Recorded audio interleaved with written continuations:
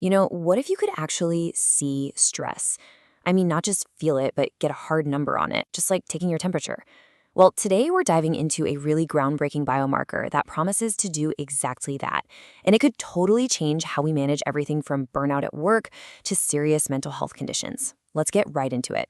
Think about it. Right now, in wellness, in healthcare, even in high performance sports, so much of what we do relies on asking someone, "So, how do you feel?" It's all subjective.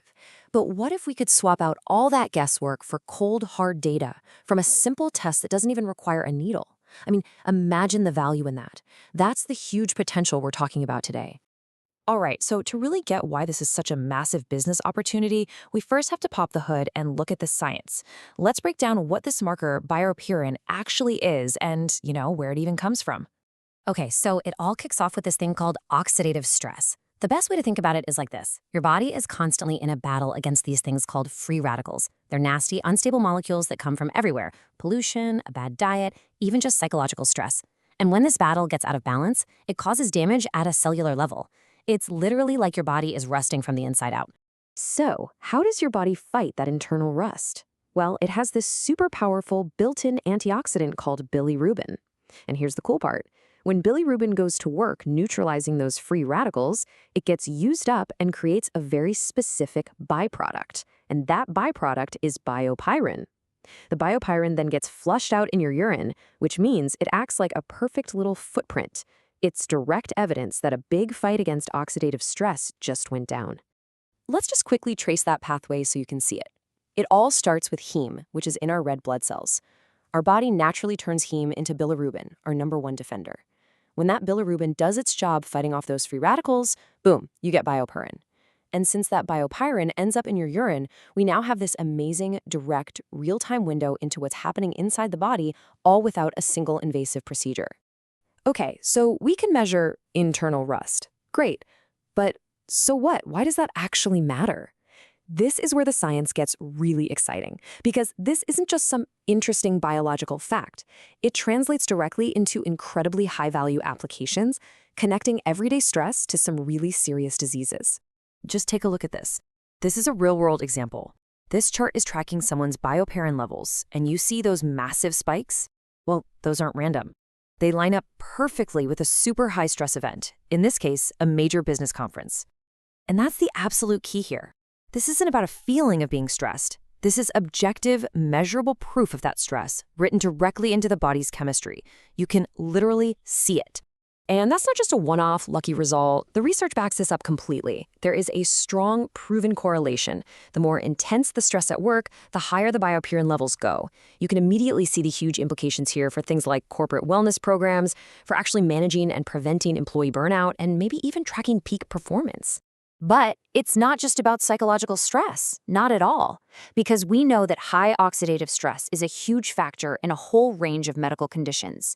Biopyrin turns out to be an incredibly versatile biomarker. I mean, just look at this list.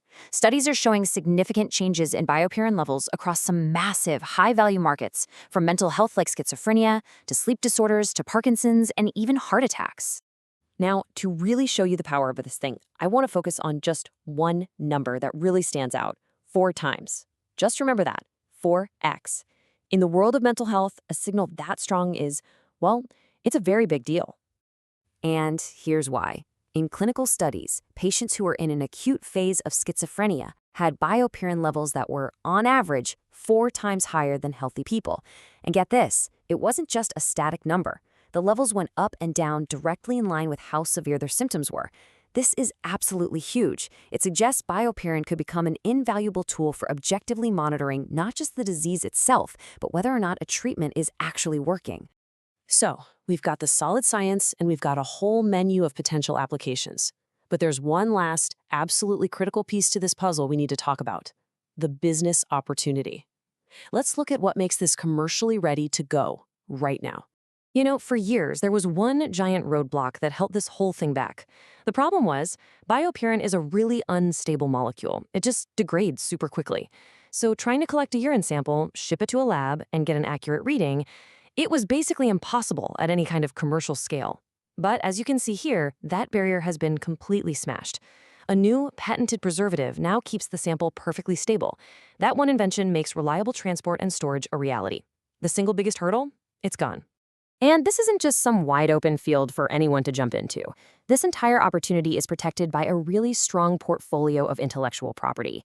There are patents covering the use of Biopyrrin for key conditions like at-risk mental state and insomnia, and just as importantly, there's a patent on that mission-critical preservation method. This creates a powerful, well-defended technological moat. So all of this gives us a crystal clear, and I mean beautifully simple path to market.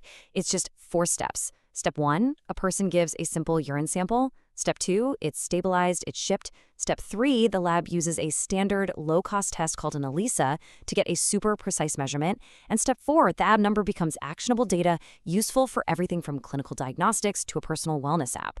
It's a complete, end-to-end, and totally viable system. So we really end up right back where we started. We now have a simple, elegant tool that makes the invisible signature of stress and disease visible. The science is there, the huge commercial barriers have been removed, and the intellectual property is locked down. Really, the only question left is the one right here on the screen. With this power, what new market will you unlock?